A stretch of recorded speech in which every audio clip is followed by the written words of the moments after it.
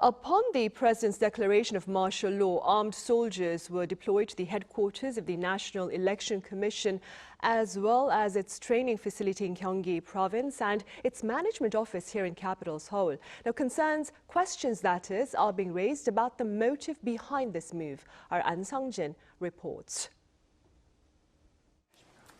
The National Election Commission held an emergency meeting on Friday morning regarding the deployment of troops to the committee building after the declaration of the martial law decree. During the briefing, the NEC chairperson stated that around 300 soldiers had entered the committee building and that the troops were there for more than 3 hours. The NEC is an independent institution, and what the troops have done is a clear violation against the Constitution. We will make sure to take legal action for what happens, while making sure to monitor any additional damage. This comes after troops headed to the National Election Commission only 7 minutes after the declaration of the martial law decree and an hour before the storming of the National Assembly. By a little past midnight on Wednesday morning, already more than 100 soldiers were at the Central Commission building in Gwacheon City and nearly 200 more at other locations.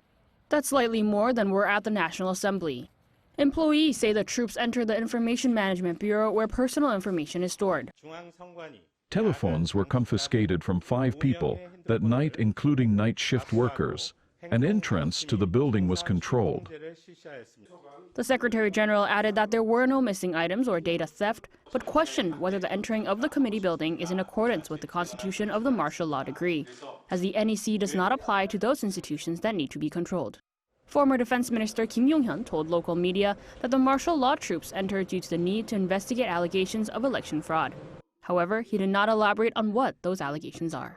The opposition party suggested that the move comes amid resentment from the last general election, which was won by the Democratic Party, and pledged to thoroughly investigate the background behind the attempt to take over the election committee.